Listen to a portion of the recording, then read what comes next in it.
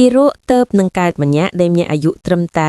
72ម៉ោងត្រូវបានដាក់លក់ដេញថ្លៃដូចជាតំណែងមួយអ្នករៀបចំការលក់បានប្រកាសយ៉ាងលម្អិតពីគុណភាពរបស់ទីរក់នេះដោយនិយាយថាឪពុកជាអ្នកមានបណ្ឌិតផ្នែកវិទ្យាសាស្ត្រពីសាកលវិទ្យាល័យ Harvard ខណៈម្ដាយបានបញ្ចប់ការសិក្សាផ្នែកវេជ្ជសាស្ត្រពីសាកលវិទ្យាល័យជាតិសេអ៊ូលទោះជាយ៉ាងណាឪពុកម្ដាយពិតប្រាកដរបស់កុមារនោះមិនទាំងដឹងថាកូនរបស់ខ្លួនមានវត្តមាននៅលើโลกនេះផងព្រោះទីរក់ត្រូវបានបង្កើតឡើងដោយសម្ងាត់តាមរយៈការពពុះជំនួសតម្លៃចាប់ផ្ដើមនៃការដេញថ្លៃគឺ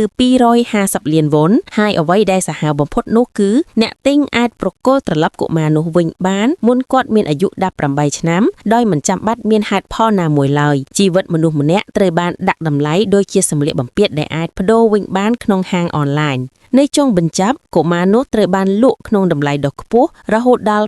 510លានវ៉ុនបន្ទាប់មករឿងរ៉ាវត្រឡប់មកភ្ជាប់នឹងវគ្គមុនសូមីបានដឹងពីឪពុកចិញ្ចឹមរបស់នាងថាម្ដាយចិញ្ចឹមកំពុងស្នាក់នៅមន្ទីរពេទ្យផ្លូវឈិតខណៈពេលដូចគ្នាយ៉ាសៀនក៏បានរកឃើញការសមាជិកអាចកំបាំងមើលផងដែរដោយសារសូមីបានបាញ់កំភ្លើងដ៏ចៃដន្យមុននេះពេលនេះនាងនិងមិត្តរួមដំណើរបានតាក់ទាញការចាប់អារម្មណ៍ពីឃាតកររបស់អង្គការងងឹតមួយហើយពួកគេត្រូវតែរត់គេចឲ្យបានលឿនបំផុតយ៉ាសៀនបានដឹងថានាយកមណ្ឌលកុមារកំព្រាដែលមើលទៅដូចជាមនុស្សសប្បុរសម្នាក់តាមពិតទៅគឺជាបិសាចនៅពីក្រោយអំពើអាក្រក់ទាំងអស់នេះគាត់ដឹងថាយ៉ាសៀនមិនទាន់ស្លាប់ទេហើយក៏បានបង្ហាញថាយ៉ាសៀនខ្លួនឯងក៏ជាក្មេងម្នាក់ដែលត្រូវបាននាយកយកទៅចិញ្ចឹមដែរព្រោះនៅឆ្នាំនោះគាត់បានជាប់ចំណាត់ថ្នាក់លេខ2ក្នុងការប្រឡងនៅក្នុងទស្សនៈរបស់នាយកកុមារដែលគាត់ចិញ្ចឹមត្រូវតែជាកុមារដែលមានសមត្ថភាពខ្ពស់គ្មានកំហុសគ្មានចំណុចខ្សោយហើយសមនឹងក្លាយជាផលិតផលសម្រាប់អង្គការជួញដូរមនុស្សតាមរយៈការបង្ហាញរបស់មេធាវីការពារក្តីរបស់នាយកមនុស្សទាំងអស់បានដឹងថាយ៉ាសៀនបានចេតនាយកចំណាត់ថ្នាក់លេខ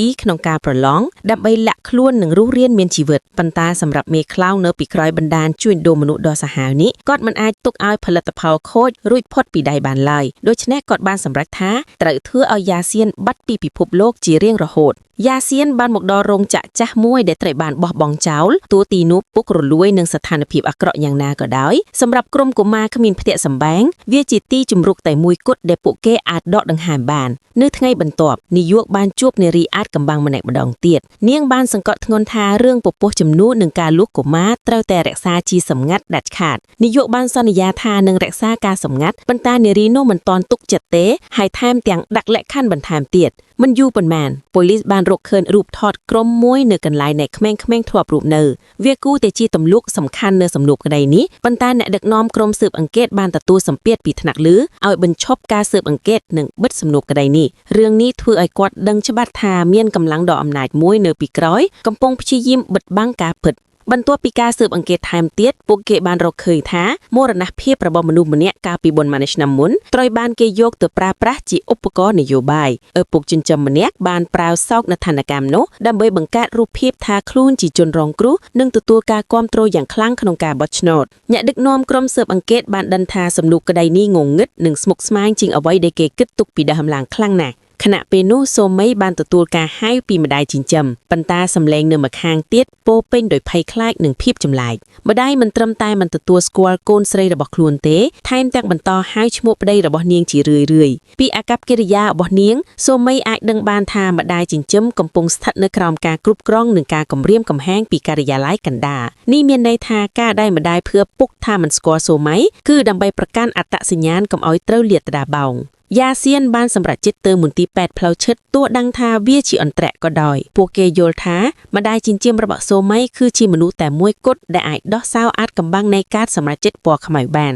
នៅយប់ជ្រៅមនុស្ស4នាក់បានទៅដល់មន្ទីរពេទ្យនិងបែងចែកជា2ក្រុមយ៉ាសៀននិងលោកអានទទួលភារកិច្ចតាក់ទាញចំណាប់អារម្មណ៍ពីឃាតករខណៈសូមីនិងសួរជូឆ្លៀតឱកាសចូលទៅរកម្ដាយចិញ្ចឹមពេលសូមីសួរម្ដាយពីការសមាជិកនាងបានឃើញភាពភ័យខ្លាចដ៏ធំធេងនៅក្នុងភ្នែករបស់ម្ដាយសូមីអង្វរឲ្យម្ដាយប្រាប់ការពិតប៉ុន្តែពេលនោះលោកអានបានប្រញាប់ឲ្យពួកគេចាក់ចេញភ្លាមសូមីគ្មានជំរឿក្រែតែរុញរថយន្តរបស់ម្ដាយរត់ចេញចំនួនឃាតករដែលតាមប្រមាញ់ពួកគេកាន់តែកើនឡើងនៅក្នុងពេលគ្រោះថ្នាក់ម្ដាយចិញ្ចឹមបានប្រើរថយន្តរុញរបស់ខ្លួនទប់ផ្លូវឃាតករដើម្បីទិញពេលឲ្យកូនរត់ខ្លួនទោះបីជាបេសកកម្មនៅមន្ទីរពេទ្យបរាជ័យក៏ដោយក្រុមរបស់សូមីមិនបានត្រឡប់មកដោយដៃទេលោកអានបានដាក់ឧបករណ៍តាមដាននៅក្រោមរថយន្តរបស់លោកអភិបាលក្រុងចែនតាមរយៈប្រព័ន្ធកំ កំណត់ទីតាំងពួកគេបានរកឃើញក្លឹបឯកជនដ៏ប្រណិតមួយដែលលាក់ខ្លួននៅជ្រៅក្នុងភ្នំពួកគេចាំសង្កេតពីពេលថ្ងៃរហូតដល់យប់ហើយបានឃើញថាមនុស្សគ្រប់គ្នាដែលចូលទៅក្នុងនោះត្រូវតែបង្ហាញកាតសមាជិកពណ៌ខ្នៃមួយ